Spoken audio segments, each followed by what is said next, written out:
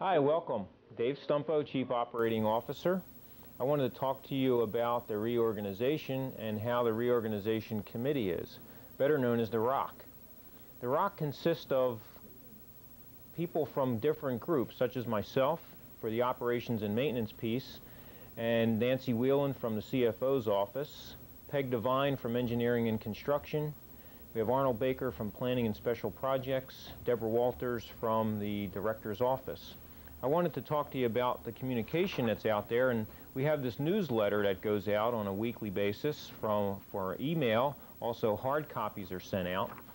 But also that this communication is part of MUNI-wide distribution, and that employees are involved and should be involved in feedback to the Reorganization Committee. We meet on a weekly basis and we discuss activities in terms of where we're heading. The reorganization is intended to be in place for July 1st this year, beginning of our new fiscal year. Also, when we deal with organizational changes, it's important that everybody be involved and that we have our meet and confers scheduled on time and that people have feedback in terms of what the organization is going to look like. We have set up, effective right now, 4 subdivisions underneath the director in terms of the operating piece. There'll be the Chief Operating Officer piece is operations and maintenance as one unit. The Chief Financial Officer is also a report to the General Manager, which handles all the financial dealings in the MUNI. And we have the Deputy General Manager of Engineering Construction, which handles all projects, construction, engineering, capital style projects. And we also have Administration and Human Resources, which will house the Human Resources area and also contract compliance. I'm going to focus in on what that chart looks like, but take a minute to look at this and understand it, and then I'll talk more to that. So we'll be right with you. I want you to focus in on this organizational chart, and we're going to look right here as the director's office. We have the Chief of Staff, which is Deborah Walters. We have Tanya Myers, who's going to be the EEO office, now reporting to the director. We have the area of system safety. Here we have the communications department, and here we have the security area, which also includes the MUNI Transit Assistance Program.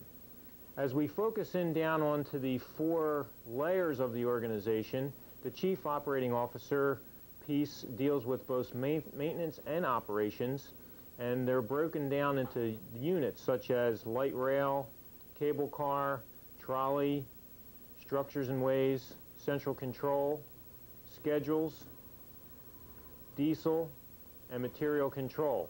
Now also note that the secretarial pieces and the administrative pieces are not in here, although they are there.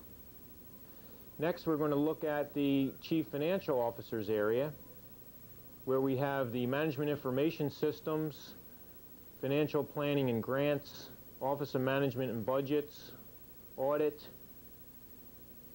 Revenue, Payroll, and Risk Management, which is a function of our integrated safety program, and also dealing with service planning, because service planning and grants are tied together, and then finally accessible services. As we look at the administrative area, we have contract compliance, the substance abuse office, and human resources, and a function of human resources is processing of the requisitions, exams, recruitment, training, and labor relations. Finally, the engineering and construction piece, we have project management, fleet engineering, facility engineering, contract construction management, project services, and the 3rd Street Light Rail project. So there you have how the organization looks to date. I also want to bring your attention to that this is a proposed reorganization, and this is dated as of the end of February, and we look at this on a weekly basis as we design and begin for change within the MUNI. So once again, I solicit to you that you look at the newsletters, that you constantly focus in on information from your supervisor, and that we keep you up and informed of everything that's happening in the MUNI. Communication is the best approach, and we look forward to this change to begin in July 1998. So thank you.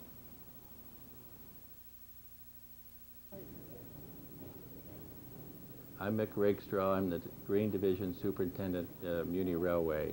I have 220 full-time operators assigned at this division. Presently I have 9 part-time operators. The allocation is at least 17 part-time operators.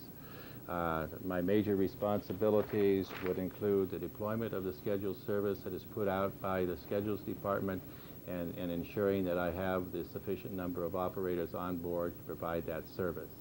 I review operator performance and operator conduct and their behavior.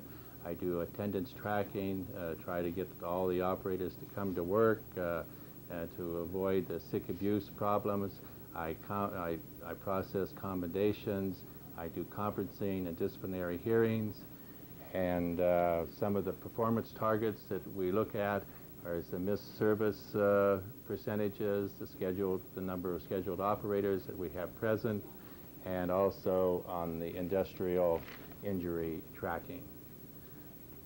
Some of the other items that I respond to are union grievances, incidents of rule violations. I conduct accident investigations. I determine whether those accidents are avoidable or unavoidable.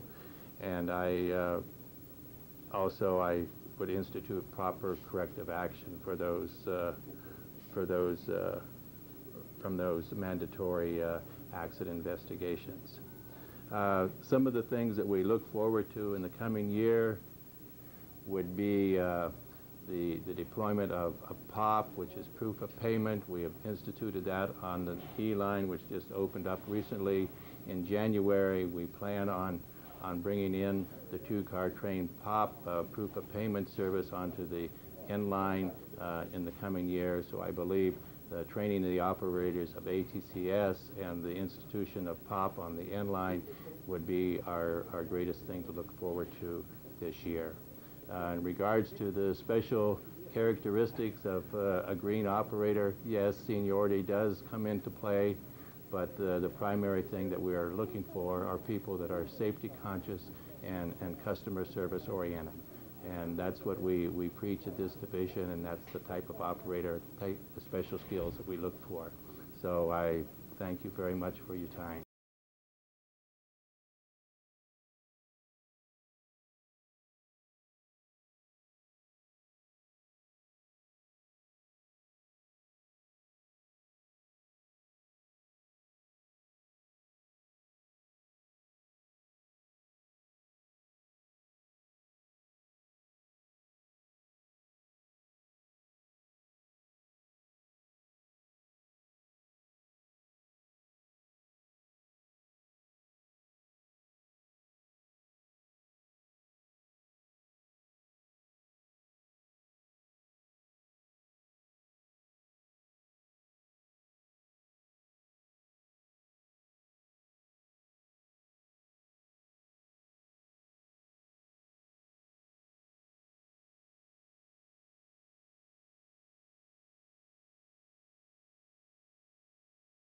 My name's Bob Olson, and I'm the Metro Running Repair Superintendent. I'm currently responsible for the F-line historic fleet, the LRV-2, the new Breda fleet, and the SLRV Boeing car fleet. The F-line PCC fleet has been in service since September of 1994 and has been highly popular and successful with the public. We currently have 47 LRV-2s on site as replacements for old SLRVs, the old Boeing cars, and expect the remainder of the original purchase of 77 to be here by the end of the year. We also have another project ongoing, which is the automatic train control system that is being installed throughout the subway. Currently, it has started with the E-line, which runs from the Caltrains terminal to the Embarcadero. So the trains that run on that line go to automatic train control when they go into the subway. Later this year, the N-line will also come on board and be part of the ATCS, or automatic train control system, that will take it through to the Beauce terminal. And then beyond that, we will go, the entire system, all lines will go automatic train control sometime toward the end of this year. Hopefully those projects will come on board timely and effectively so that we can better serve the public.